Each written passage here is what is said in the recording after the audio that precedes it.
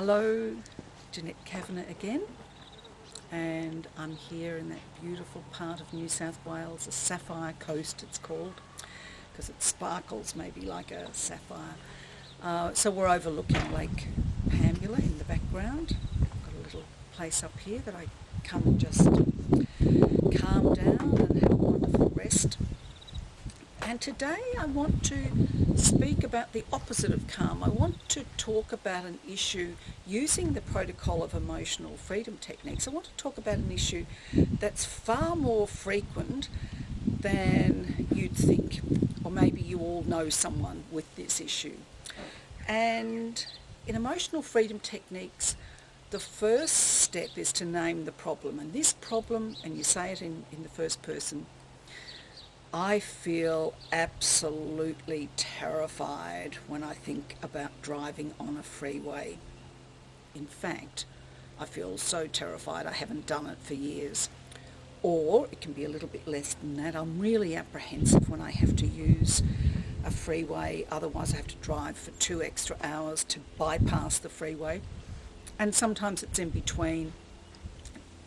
Sometimes in peak hour I just freak out. People say, they still say freak out in the 21st century.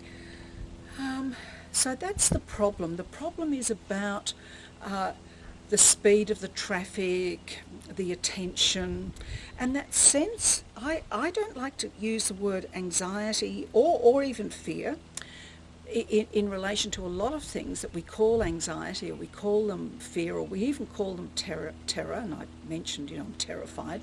But in actual fact, what's physiologically happening is that you see the freeway, you think about the freeway, you remember the last time you were on the freeway, and you get what I call an inappropriate adrenaline rush.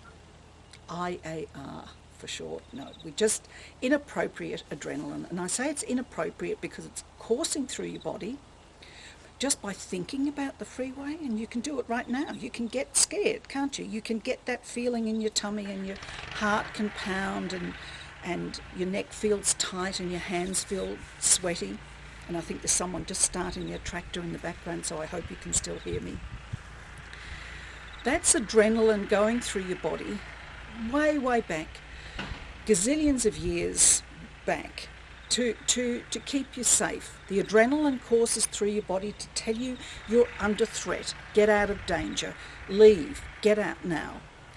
And of course I call it inappropriate because although the freeway can be a pretty nightmarish place sometimes, either in a traffic jam when you can't move at all, or when cars are speeding by at the speed of light, it seems sometimes, you're not actually in danger. So it is inappropriate for the adrenaline to rush. So that's the first step in emotional freedom techniques. We're talking about, I have pretty high level fear about driving on the freeway. And for some of you, you have to add, I have such a high level of apprehension and inappropriate adrenaline rush when I think about going on the freeway that I just don't. I've avoided it for years. So that's, you state your problem the way it is for you, because my clients, as I said, vary. That's the first step. The second step is to measure. So if 0 is, look, I can do freeways in my sleep, I just love them. And 10 is, what do you mean 10? This is 15 out of 10. Where would you put what Gary Craig, who created emotional freedom techniques, where would you put your subjective unit of distress? SUD, we love acronyms. Well, we don't actually, but your subjective unit of distress, where would you put it? Arbitrarily for today, for this demonstration, I'm going to say it's at an 8. Some of you will be saying, no, it's 11 out of 10, or it's 10 out of 10, or some of you will be saying, look, it's about a 3 or a 4. You choose. The third step in emotional freedom techniques is the setup.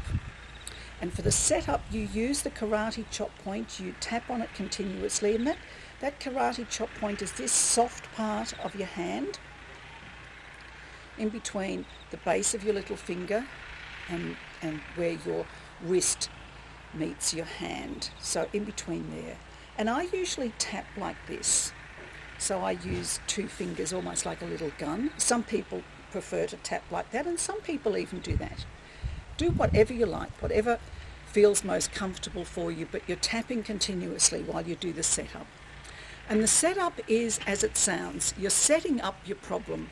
You're basically speaking it out. It's not like the 1960s or 70s positive thinking where you're saying, oh, I'm not at all scared about driving on the freeway. You're telling it like it is. You are.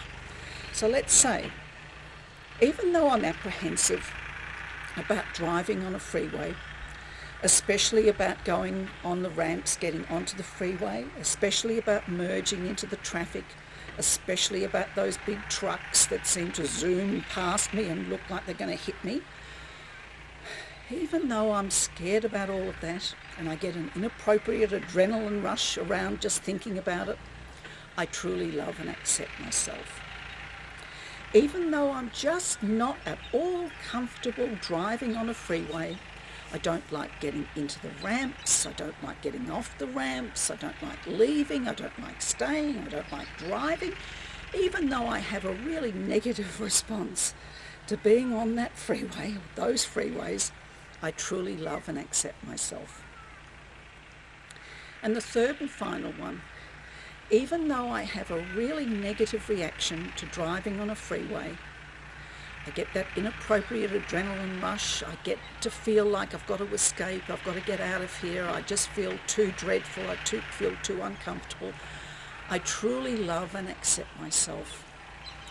And then step 4 is the round of tapping. And the first round, and Gary Craig suggests that it's not about the sequence, although the sequence is important. It's not about what you say. He suggests that you just use a reminder phrase because you have already gone into the venting, you have gone into the explicit detail of what your problem is. What Gary Craig suggests is that you go as much as you can into the feeling that you want to release from your body. So just for a second, go back into your memory of, I have to go on the freeway tomorrow, or I am going to go on the freeway next week. And the first tapping point is on the top of your head. My nervousness about driving on the freeway. That's all you have to say. The next tapping point is on the top of your eyebrows. My nervousness and uncomfortability about driving on the freeway. I'm not sure that uncomfortability is a word, but my uncomfortableness about driving on the freeway. The third tapping point is the side of your eye, and it's actually the little bone on the side of your eye socket, not here on the side of your face. So the third tapping point, my sense of being uncomfortable, my sense of being under threat, my sense of just being nervous on that freeway. And then the next tapping point is underneath your eye and again on the socket. And you're tapping so that you can really feel it, but you're not going to give yourself a bruise. But it's not just a tiny, weeny little tap. It's a good, substantial tap. And I can actually hear it when I'm tapping. My nervousness about the freeway. My sense of being under attack. I just feel, I don't know, it's hard to describe. I don't feel comfortable on the freeway. And then the next tapping point is under your nose on your top lip. My nervousness about the freeway. My lack of comfort in being in the freeway. I hate just going onto the freeway and merging with the traffic. And then this is called the chin spot, but it's actually not there on the tip of your chin. It's in that little groove under your lip. My nervousness about the freeway. My apprehension about driving on the freeway. The fact is, I haven't been driving on the freeway for so long because I can't stand it. And then the next tapping point is what's called the collarbone spot, and it's not actually on your collarbone. If you go to that little groove at the base of your neck where the collarbone meets, you go down maybe an inch or 2.5 centimetres and across about the same gap from that centre, and this is where the collarbone spot is. My nervousness about the freeway, my feeling of uncomfortableness when I'm in the car driving, my feeling of nervousness even when I'm a passenger. I just hate it. It's all too awful. And that's where some of us vent when we're doing anything about our problems, and my clients will tell you I usually do. So the last tapping point is you use your hand now as a bat and you tap on the side of your body. It's called the underarm when you look at the chart that's on my website, but it's actually on the side of your body, and you're just tapping here. My sense of being uncomfortable when I'm on the freeway. My sense of feeling like I'm going to pass out when I'm on the freeway. My sense of fear about the freeway. My sense of nervousness about being on the freeway.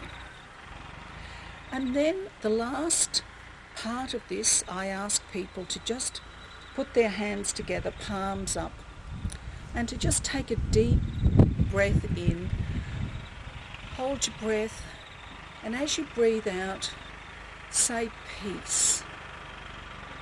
And then the very last step in Emotional Freedom Techniques is to measure. That's right, you measure again. And if we started at an 8 or you started at a 10 and it's gone down, you can sort of feel a little bit less worried, a little bit less apprehensive. You know how to measure it. If it goes down from an 8 to a 7, you don't need to do the setup again. You just do another round of tapping and you measure again, and it goes down to a 6. You do another round of tapping and you measure, and it stays at a 6. You do another round of tapping, and isn't that wonderful? No pills to take, nothing major to do. It'll only take about 10 minutes.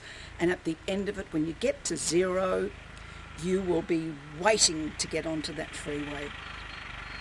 Bye.